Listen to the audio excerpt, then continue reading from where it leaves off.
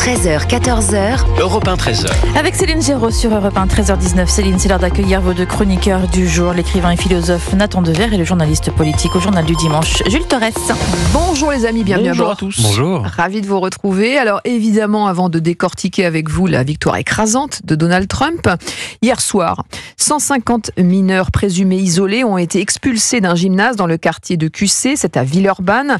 Ils avaient été emmenés à cet endroit-là par des associations. Ils ont donc débarqué de façon totalement intempestive en plein cours de sport. Et le maire, Cédric Van Stevendel, n'admet pas ces méthodes, les méthodes de cette association, alors que la ville essaie de faire de son mieux. On l'écoute. Depuis 2020, nous avons créé 600 places d'hébergement d'urgence pour qu'on soit sérieux sur ces questions-là. Et Villeurbanne est une ville sérieuse sur ces questions-là. Les collectifs d'associations le savent très bien. Et c'est pas comme ça, c'est pas avec ces méthodes qu'on va faire évoluer la situation des personnes à la rue. Aujourd'hui, c'est un jeu qui se renvoie entre l'État et la métropole. Et on le voit avec les moyens actuels des collectivités, ça ne marche pas. Donc il faut peut-être aussi que l'État se pose la question de ce processus de définition de qui est mineur, qui ne l'est pas et quelle prise en charge doit être faite. Mais d'une manière plus globale, je suis pas sûr qu'ils vont apprécier cela, mais il y a une forme d'instrumentalisation des personnes qui sont à la rue dans cette manière de faire. Et moi, je ne m'y résoudrai pas et c'est pas comme ça que je veux travailler. Tout le monde sait que ma porte est ouverte pour trouver des solutions sur le long terme, mais pas pour répondre à des coups de pression en permanence qui n'aident personne. Voilà, le maire de Villeurbanne. Alors, il y a beaucoup de choses dans ce que dit ce maire qui est très intéressant parce que l'histoire se répète beaucoup à Villeurbanne et à Lyon ces dernières semaines.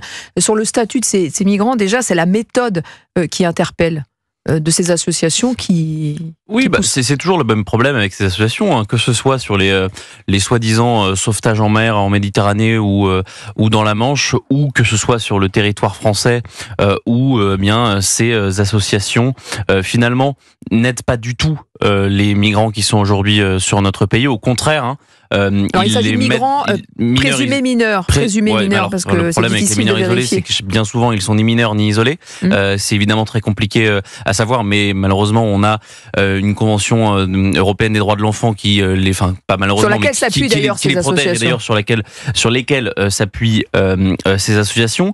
Le problème, c'est que elles ne respectent rien ni personne. Ces associations, elles font ce qu'elles veulent, elles se croient tout permis, elles sont bien souvent gavées d'argent public, et là on parle pas d'un maire du Rassemblement National qui ne souhaite personne, pas de migrants dans sa ville. On parle d'un maire socialiste qui depuis des années défend une politique d'accueil, défend le fait que nos frontières soient des passoires, en tout cas qui appartient à un parti socialiste qui défend cela. Donc c'est vrai qu'on est un petit peu désarçonné quand on voit ces associations qui ne respectent rien ni personne, y compris ce maire, y compris l'État.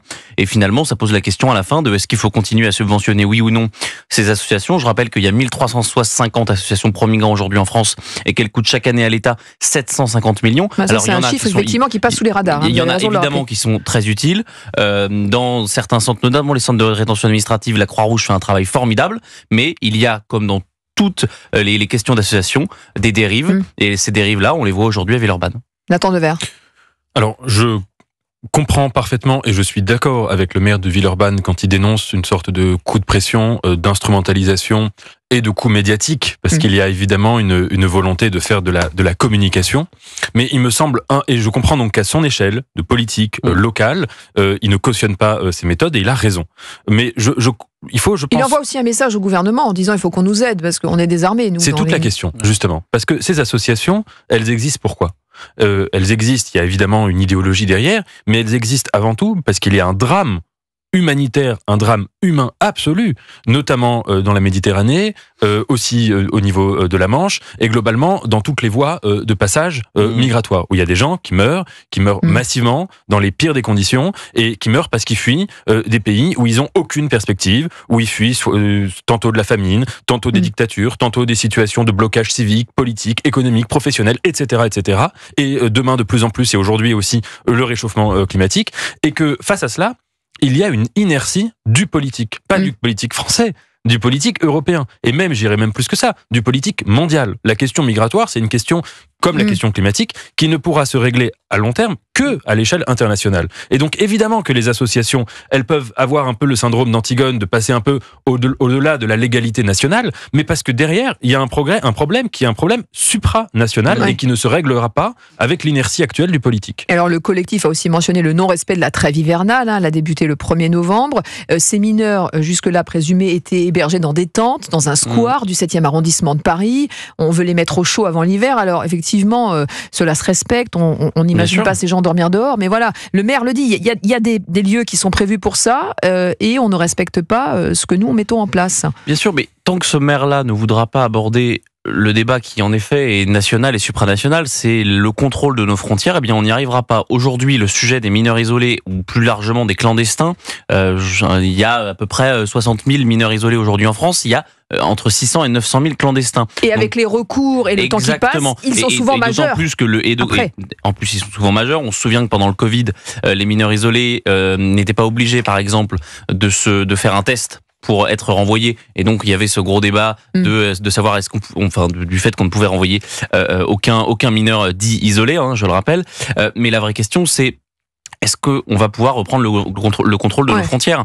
Je suis pas sûr que ce maire-là, aujourd'hui, défendre une politique migratoire qui veut plus de fermeté, plus stricte, parce qu'aujourd'hui, malheureusement, et cet exemple, il est une fois de plus encore très criant, on ne peut pas accueillir, c'est Rocard qui disait ça, toute la misère du monde. Et malheureusement, aujourd'hui, on a des Français qui veulent une fermeture des flux migratoires, on a des politiques, on a au gouvernement un ministre de l'Intérieur qui est très volontaire sur ce sujet-là, qui est très déterminé à fermer les frontières. Donc je ne suis pas sûr que la réponse attendue par le maire PS de Villeurbanne soit celle que les Français attendent. Et le maire écologique Les Verts aussi de Lyon avait procédé à des expulsions de la même manière.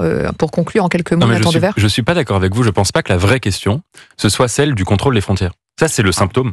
Quand vous parlez du contrôle des frontières, ça veut dire que vous acceptez une situation où il y a des gens qui par millions fuient massivement des pays. La vraie question, à l'échelle mondiale, c'est pourquoi y a-t-il la moitié du monde qui fuit massivement vers l'autre moitié du monde. Alors, on peut prendre des exemples concrets.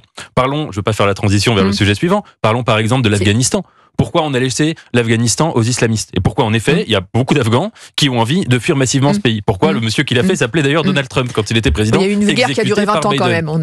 Bien sûr, mais voilà par exemple, quand on parle d'un certain nombre de pays africains, pourquoi y a-t-il des pays africains où il y a toutes les possibilités d'avoir un avenir radieux, d'avoir des richesses, d'avoir une économie qui est florissante et qui sont tenus par des régimes pourris, avec évidemment l'héritage de la colonisation française, avec aujourd'hui la colonisation russe, la colonisation chinoise. Pourquoi on accepte ça ? Moi, je comprends qu'il y ait des gens massivement qui aient envie de fuir ces pays. Et c'est ça, pour moi, le vrai sujet, bien avant du contrôle des frontières. Et j'espère que d'ici 50 ou 60 ans, on vivra dans un monde où il y aura plus ce sorte de clivage nord-sud qui est évidemment insupportable et qui engendre beaucoup de malheur pour tout le monde, bien sûr. Oui, nous aussi on l'espère. Merci Nathan Devers, merci mais il y a aussi Jules. un peuple français qui aujourd'hui ne veut pas accueillir plus que ce qu'il n'a déjà accueilli. Il y a aussi ça aussi. En fait, on fait face à plusieurs réalités dont malheureusement on ne peut pas faire grand-chose. C'est que il y a des gens qui veulent venir et il y a des gens qui ne veulent pas accueillir. La question qu'on va se poser dans quelques instants, c'est pourquoi Trump a gagné et pourquoi on l'a pas vu venir justement. On a 2 heures. On a 2 heures. On a 30 minutes jusqu'à 14h les amis. Et vous, chers auditeurs d'Europe 1, dans quelques instants, à tout de suite. Vous pouvez réagir au 01 80 20 39 21 avec Céline Giraud de 13h à 14h sur Europe 1.